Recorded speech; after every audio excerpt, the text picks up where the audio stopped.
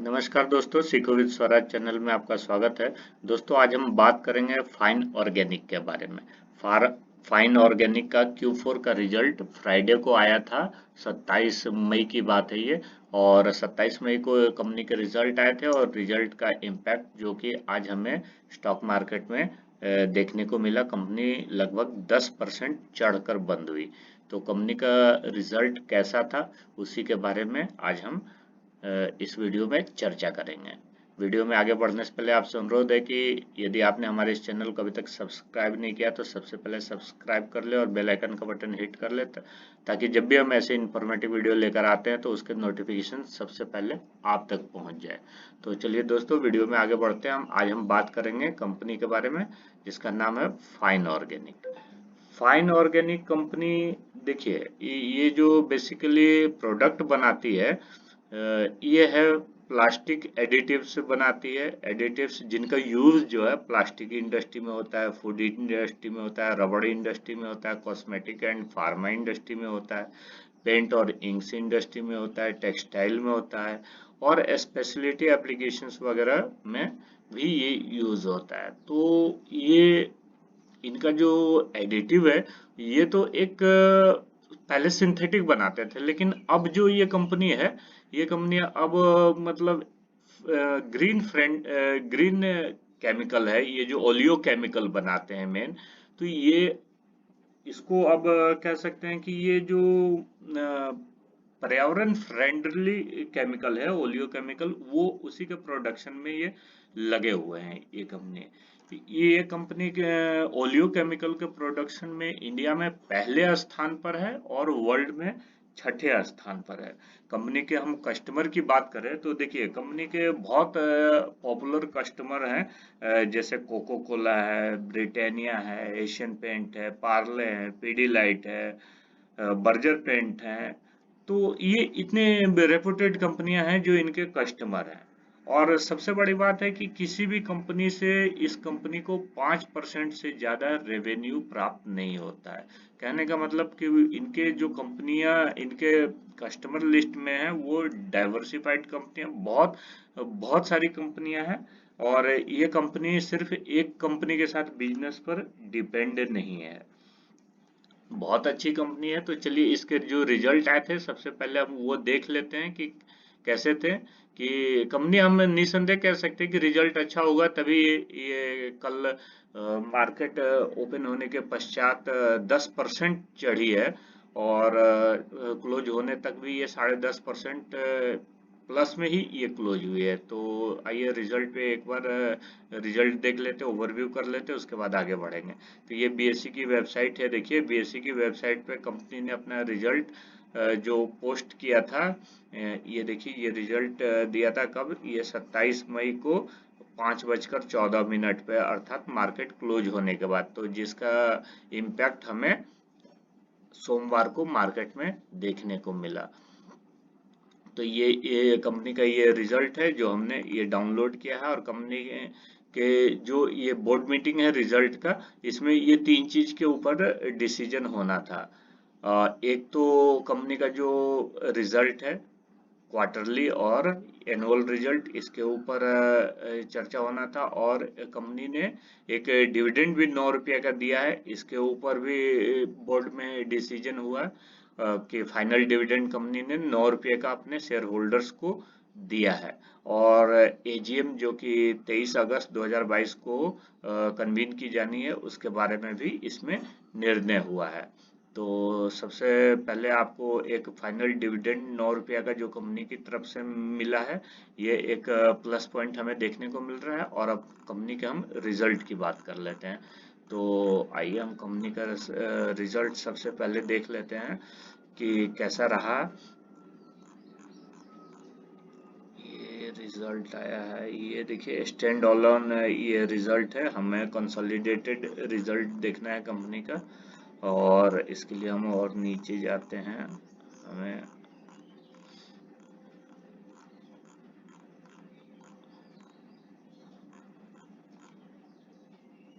ये देखिए, कंपनी का हमें consolidated financial result for the quarter and year ended 31 मार्च 2022।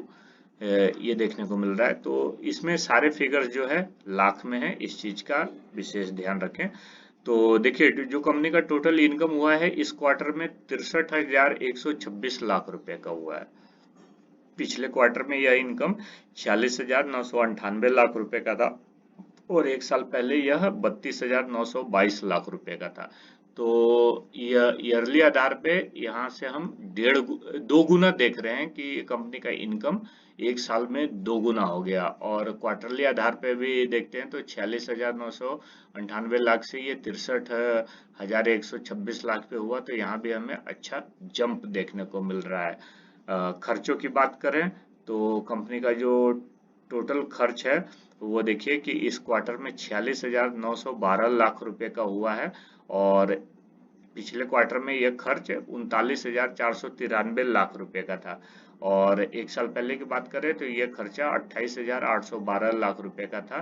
तो यहाँ पर भी देखिए कि आप ईयरली आधार पे भी खर्चों में काफी जंप देख रहे हैं और क्वार्टरली आधार पे कम जंप है। मतलब थोड़ी खर्च में बढ़ोतरी हुई है, लेकिन ईयरली आधार पे बहुत बड़ा जंप हमें खर्चों में देखने को मिल रहा है। तो इनकम में से खर्चों को निकाल देते हैं तो हमें प्रॉफिट देखने को मिलता है। तो देखिए हमारा जो प्रॉफिट है वो इस क्वार्टर में 16,187 लाख रुपए का देखने को मिल रहा है। और ये पिछले क्वार्टर में ये प्रॉफिट 7,509 लाख रुपए का था और एक साल पहले की बात करें तो ये जो प्रॉफिट था हमारा 4,130 लाख रुपए का था। तो ईयरली आधार पे हमारा प्रॉफिट देखिए लगभग 4 गुना हो गया।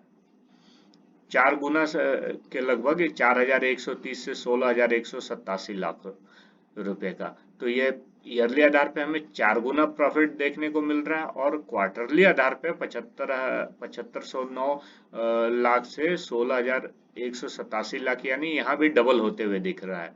अर्थात क्वार्टरली आधार पे तो हमें प्रॉफिट डबल होता हुआ दिख रहा है और ईयरली आधार पे 4 गुना देखने को मिल रहा है। अब इसमें से गवर्नमेंट को हम टैक्स देने के बाद पश्चात जो हमारे पास नेट पैसा बच जाता है वो हमारा नेट प्रॉफिट हो जाएगा। तो कंपनी का जो नेट प्रॉफिट है वो देखिए 12,191 लाख रुपए का है और पिछले क्वार्टर में ये प्रॉफिट 5,199 लाख का था और एक साल पहले की बात करें 3,180 लाख रुपए का था। तो यहाँ पर भी हम प्रॉफिटेबिलिटी में की बात करें तो एक साल में ये 4 गुना हो गया और क्वार्टरली आधार पे ये 2 गुना से ज्यादा हुआ है। तो यहाँ पर भी उसी लाइन में हमें प्रॉफिट भी देखने को मिल रहा है। और इसकी हम ईपीएस पे हम बात करें तो देखिए ईपीएस हमारा अर्निंग पर शेयर है वो अभी 39 रुपये 76 पैसे पर आ गया है। पिछले क्वार्टर में ये 16 रुपये 96 पैसा था और एक साल पहले की बात करें तो ये 10 रुपया 37 पैसा था। केवल 10 रुपया 37 पैसा से लगभग 40 रुपया हमारा अर्निंग पर शेयर बढ़ गया, अर्थात 4 गुना हमें ईपीएस भी बढ़ता हुआ दिख रहा है। और हम क्वार्टरली आधार पे बात करें तो ये 2.5 गुना के लगभग हमें देखने को मिल रहा है। तो उसी लाइन में हमें बिल्कुल सारा कुछ देखने को मिल रहा है। तो कह सकते हैं कि ये बहुत ही अच्छा रिजल्ट है। तो इसी रिजल्ट की वजह से जो कल मार्केट में ये जो शेयर का प्राइस है देखिए ये 10.5% चढ़ के बंद हुआ है। बहुत अच्छा जंप है एक दिन में शेयर प्राइस में। 5 दिन की हम बात करें तो 5 दिन में कंपनी का शेयर प्राइस जिस प्राइस पे था 5 दिन पहले उसी प्राइस के लगभग ये अभी चल रहा है। एक महीने में कंपनी ने केवल 1% का रिटर्न अपने शेयर होल्डर्स को दिया है। 6 महीने की बात करें तो 6 महीने में 26% का रिटर्न कंपनी ने अपने शेयर होल्डर्स को दिया है। एक साल की बात करें तो 56% का रिटर्न हमें देखने को मिल रहा है और 5 साल में ये 461% का देखने को मिल रहा है। और लाइफ टाइम की हम बात करें तो ये इतनी पुरानी लिस्टिंग नहीं है, इसलिए हमें ये 461% का दिख रहा है। तो देखिए अगर आप एक दिन 5 दिन या एक महीना 6 महीने की हम बात करें तो आपको प्रॉफिट ज्यादा नहीं देखने को मिल रहा है, लेकिन जैसे ही आप 5 साल पे आते हैं तो आपको देखिए आपका पैसा लगभग 4.5 गुना होता हुआ देखने को मिल रहा है। तो कहने का मतलब है कि इस कंपनी में जो लंबे समय से बने हुए हैं उनको बहुत ही अच्छा रिटर्न मिल रहा है। अब चूंकि अब कंपनी एक मिड साइज की कंपनी है, तो मिड साइज की कंपनी में इतनी जल्दी रिटर्न नहीं मिलते हैं, और जब कंपनी का अप ट्रेंड शुरू होता है तो वो कम समय में बहुत ज्यादा रिटर्न देते हैं, लेकिन जितनी तेजी से ये कंपनियां ऊपर जाती है उतनी तेजी से ये नीचे भी आती है, तो इसके प्राइस पर विशेष ध्यान बना के रखें। अब कंपनी के फाइनेंशियल पैरामीटर्स की बात कर लेते हैं, तो देखिए कंपनी का मार्केट कैपिटलाइजेशन 13,821 करोड़ है, अर्थात ये मिड साइज की कंपनी है। तो मिड साइज की कंपनी में वॉलेटिलिटी बहुत तेजी से होता है, ये जितनी तेजी से ऊपर जाते हैं उतनी तेजी से नीचे ही आते हैं। 30-40% का जो वॉलेटिलिटी है ये बड़ी आसानी से ऐसी कंपनियों में हमें देखने को मिल जाता है। कंपनी का देखिए अभी मार्केट का जो करंट मार्केट प्राइस है, करंट शेयर प्राइस जो 4508 रुपये का है, और 52 वीक लो की बात करें तो 2735 रुपया था, और हाई 4743 रुपया का। तो कंपनी अपने हाई के लगभग ये पहुंच ही गई है, और कंपनी का फेस वैल्यू की बात करें तो 5 रुपये का फेस वैल्यू है कंपनी का। और हम कंपनी के बैलेंस शीट की हम बात कर लेते हैं एक बार। तो देखिए रिजर्व एंड सरप्लस जो कंपनी का है वो हमें 2018 में जहां 393 करोड़ का देखने को मिल रहा था, वो अभी बढ़ता हुआ 2019 में 493 करोड़, 5 में ये 2020 में 615 करोड़, 21 में 723 करोड़, और 2022 में 943 करोड़ तक बढ़ता हुआ हमें देखने को मिल रहा है। ये बड़ी कॉन्स्टेंटली आपको ग्रो करते हुए दिख रहे हैं रिजर्व एंड सरप्लस कंपनी का। लॉन्ग टर्म की बात करें तो देखिए कंपनी के ऊपर 25 करोड़ का लॉन्ग टर्म में कर्ज है।